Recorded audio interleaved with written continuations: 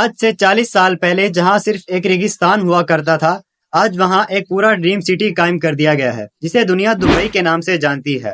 جی ہاں، 1833 میں قبیلہ بنی آس کے لوگ آج جہاں دبئی ہے وہاں آ کر رہنے لگے۔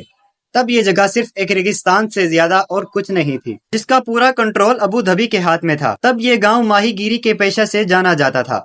1894 میں کچھ تاجر دبئی میں آ کر رہنے لگے کیونکہ تب وہاں تاجروں پر ٹیکس بہت کم تھا، مگر دبئی میں ابھی بھی لوگوں کے پاس مچھلیاں پکڑنے کے علاوہ اور کوئی خاص کام نہیں ہوتا تھا۔ 1912 میں دبئی کی حکمرانی شیخ سعید بن مخدوم کے پاس آ گئی، جنہیں دبئی کا فاؤنڈر بھی سمجھا جاتا ہے۔ تب دبئی میں پرل انڈسٹری یعنی موتی ڈھونڈنے کا کام عروج پکڑنے لگا، جس سے دبئی کی اکانومی آگے بڑھ رہی تھی، لیکن دبئی ابھی بھی ایک گاؤں ہی کہلاتا تھا۔ اور پھر 1958 میں دبئی کے حکمران شیخ راشد بن سعید المخدوم بن گئے، اور یہی وہ انسان تھے جنہوں نے دبئی کو گاؤں سے شہر میں تبدیل کر دیا۔ انہوں نے دبئی کریک جہاں بحری جہاز آ کر رکتے تھے اسے گہرا کروانا شروع کر دیا، کیونکہ وہ یہ بات جانتے تھے کہ یہاں بڑے اور ماڈرن بحری جہاز آ کر نہیں رک سکتے۔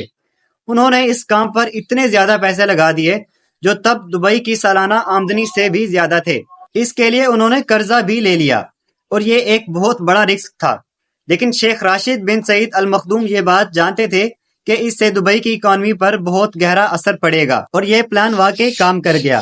اب دبئی میں بڑے سائز کے بحری جہاز آ کر رکنے لگے، جس سے دبئی میں گولڈ مارکیٹ پھیلنا شروع ہو گئی۔ شیخ راشد اکثر یورپ اور انگلینڈ جاتے رہتے تھے، اور انہیں وہاں کا انجینئرنگ سٹرکچر بہت متاثر کرتا تھا، خاص طور پر لندن سے۔ انہیں لندن کی سڑکیں اور انڈر گراؤنڈ ٹرین سسٹم بہت متاثر کرتا تھا۔ ان کی بھی یہی خواہش تھی کہ دبئی بھی ان جیسا ماڈرن شہر بن جائے۔ انہوں نے دبئی کو ایک شہر کی شکل دینا شروع کر دی۔ 1959 میں انہوں نے دبئی میں ایک ایئرپورٹ بھی بنوا دیا۔ وہ بجلی کی لائن اور موبائل سروس بھی بنوا رہے تھے۔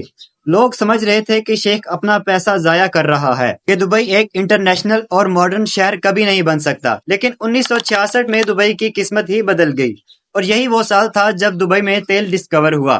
لیکن یہ تیل اتنا زیادہ نہیں تھا، اور شیخ نے اس بات کو بہت اچھے سے سمجھا کہ دبئی کو صرف تیل پر ڈیپینڈنٹ نہیں رکھا جا سکتا۔ انہوں نے اس وقت کہا تھا کہ میرے پاس ایک اچھی خبر ہے اور ایک بری خبر۔ اچھی خبر یہ ہے کہ دبئی میں تیل ڈسکور ہو گیا ہے، اور بری خبر یہ ہے کہ یہ تیل بہت ہی تھوڑا ہے۔ اس لیے انہوں نے اس تیل کا استعمال کر کے دبئی میں دوسرے میگا پروجیکٹس بنانا شروع کر دیے۔ انہوں نے دنیا کے بڑے قابل اور عظیم آرکیٹیکچرز کو بلوا کر دبئی کی ترقی کے لیے کام شروع کر دیا، جیسا کہ 1979 میں انہوں نے دبئی میں ایک بڑی بلڈنگ بنائی۔ ایسے اور بھی پروجیکٹس دبئی میں شروع ہو رہے تھے۔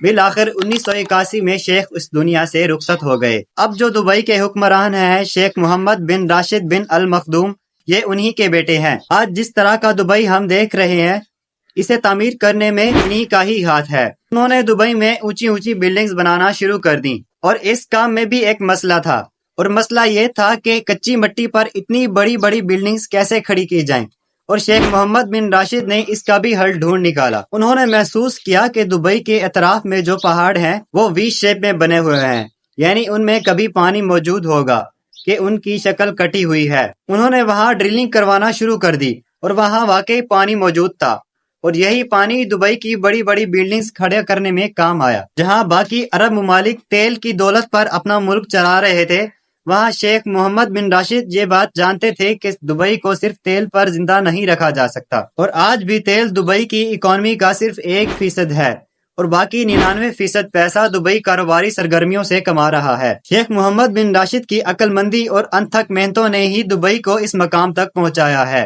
انہوں نے دبئی میں ایسی چیزیں بنا ڈالیں جس سے پوری دنیا کا رجحان دبئی کی طرف ہونے لگا، جیسا کہ دنیا کی سب سے اونچی عمارت برج خلیفہ، جس کی لمبائی 828 میٹر ہے۔ دنیا کے بڑے شاپنگ مالز میں سے ایک دبئی مال، جس میں کل 1200 شاپس ہیں، اور دنیا کے مہنگے اور لگژریس ہوٹلز میں سے ایک دبئی کا Burj al Arab, artificial islands, اور دبئی کی airline Emirates airline دنیا کی بہترین ایئر لائن میں سے ایک ہے۔ یہی وہ اٹریکشنز ہیں جو لوگوں کو دبئی کی جانب کھینچ لاتی ہیں۔ دبئی میں بہت سے فری زونز بھی ہیں جہاں ہر قسم کی ٹیکس چھوٹ دی جاتی ہے، جو دنیا کے بڑے بڑے بزنس مین کی توجہ اپنی جانب کھینچتی ہے۔ یہ فری زونز دبئی کی اکانومی کا 20% بنتے ہیں، جہاں تقریباً 1.5 کروڑ کے قریب لوگ نوکری کرتے ہیں۔ آج دبئی میں 80% تک وہ لوگ ہیں جو دوسرے کنٹریز سے آ کر یہاں سیٹلڈ ہیں۔